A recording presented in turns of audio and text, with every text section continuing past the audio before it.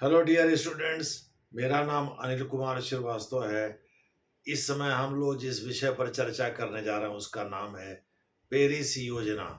ये पेरिस योजना क्या है भाई? ये तो आपको क्लियर होगा कि ये फ्रांस से रिलेटेड है, लेकिन ये है क्या चीज? आप सभी लोगों को पता है कि कुछ दिन पहले ही यूक्रेन के राष्ट्रपति वोलोदिमीर जेलेंस्की व्हाइट हाउस गए थे। वहाँ वहाँ अमेरिका के राष्ट्रपति डोनाल्ड ट्रंप साहब से उनकी झड़प हो गई थी।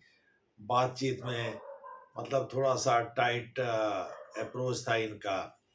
ये एक्चुअली ये इस बात की सुरक्षा चाहते थे कि भाई अगर हम शांति समझौता कर लेते हैं रूस के साथ, तो रूस हम पर अगर आक्रमण करता है तो अमेरिका का रुख क्या होगा। और अमेरिका इस मामले में नॉन कमिटल था, वह कुछ भी वादा करने की स्थिति में नहीं था, तो कोई बातचीत नहीं हो सकी। गए थे तो वहाँ रेयर अर्थ मटेरियल पर हस्ताक्षर करने या साइन करने या शांति समझौता करने, लेकिन हुआ कुछ नहीं। दूसरे शब्दों में गए थे हरिभजन को होटल लगे कपास वाले वाला मुहावरा यहाँ चरितार्थ हो गया। गए थे किसी और काम के लिए और करके कुछ और आ गए। तो आप कह सकते हैं कि उस संबंध में कोई बातचीत नहीं हो पाई। रेयर अर्थ मटेरियल के संबंध में चूंकि अमेरिका ने 3.5 अरब अमेरिकी डॉलर के बराबर, तो 350 अरब अमेरिकी डॉलर के बराबर तो कहा जाता है कि उसने केवल अस्त्र शस्त्र उपलब्ध करा दिए थे यूक्रेन को, जबकि टोटल खर्चा संभवतः 500 अरब अमेरिकी डॉलर के बराबर आया था। तो इस पर वोलोदिमीर जेलेंस्की ने पत्रकारों से बातचीत करते हुए कहा था कि भाई जीवन भर अगर यूक्रेन चुकाना चाहे ये ऋण तो अमेरिका को वापस नहीं कर सकेगा। इसलिए अब एक ही रास्ता है, भाई रेयर अर्थ मटेरियल के मामले में अमेरिका से समझौता कर लें।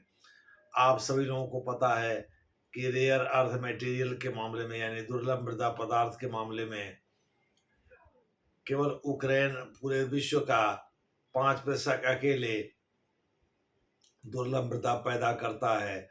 और डोनाल्ड ट्रंप साहब एक व्यापारी की भांति यही चीज चाहते थे भाई, खास करके जो वहाँ बैटरी वगैरह में लगने वाला लिथियम जो है, जो बैटरी वगैरह में लगता है वहाँ इलेक्ट्रॉनिक या रिमोट कंट्रोल वगैरह के या टीवी के या मोबाइल के, उसमें जो है वो ये यूक्रेन सहयोग दे। और यूक्रेन इस बात के लिए तैयार भी था, लेकिन जैसे ही व्हाइट हाउस पहुंचा रूस के साथ समझौते को लेकर के झड़प हो गई और वोलोदिमीर जेलेंस्की नाराज होकर के व्हाइट हाउस से वापस आ गए होटल में और फिर वहां से ब्रिटेन पहुंच गए। कहा जाता है कि ब्रिटेन पहुंच करके इनका टोन डाउन तो हुआ, लेकिन तब तक काफी देर हो चुकी थी।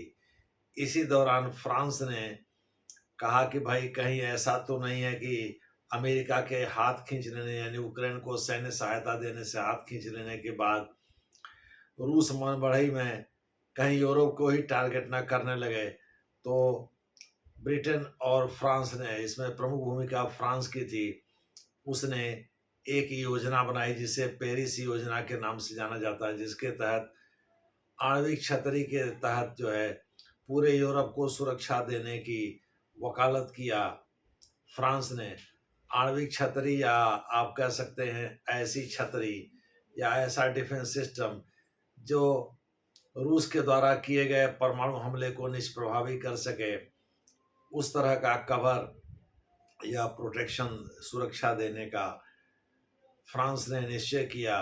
और ब्रिटेन ने कहा कि भाई वो अब फ्रांस के साथ खड़ा है, जबकि ब्रिटेन को माना जाता है कि वो तो पिट्ठू है अमेरिका का। लेकिन यह सब अमेरिका को धमकाने के लिए नहीं, अपनी ताकत को बढ़ाने और आत्मनिर्भर बनने की एक या आप कह सकते हैं यूरोप के लीडर बनने की एक कवायद है। मोटे तौर पर आप कह सकते हैं फ्रांस ने आगे बढ़कर यूरोप को ये भरोसा दिया, चूंकि यूरोप के ही अधिकांश देश नाटो के सदस्य हैं, तो यूरोप को यह भरोसा दिलाया कि वह रूस द्वारा किए गए किसी भी हमले का मुंह तोड़ जवाब देने के लिए तैयार है। और राफेल का भी विकास वो इसी हिसाब से कर रहा है। उसे 5वीं पीढ़ी के लड़ाकू विमान में तब्दील कर रहा है, जिससे रूस के द्वारा किए गए किसी भी हमले का माकूल जवाब दे सके वो। और ब्रिटेन इसमें फ्रांस का साथ दे रहा है। इसी को पेरिस योजना का नाम दिया गया है। यानी पूरे यूरोप को सुरक्षा कवर प्रदान करने की जो इमैनुअल मैक्रों के का प्रण है, यानी फ्रांस के जो राष्ट्रपति हैं उनका जो प्रण है, उसे ही पेरिस योजना का नाम दिया गया है। लेकिन नहीं भूलना चाहिए इसमें ब्रिटेन का भी रोल है। ब्रिटेन ने भी फ्रांस के साथ खड़े होने की बात की है। अब देखना है इसमें अमेरिका का रिएक्शन क्या होता है या रूस का रिएक्शन क्या होता है। जैसा होगा वैसा आपको बताया जाएगा। धन्यवाद।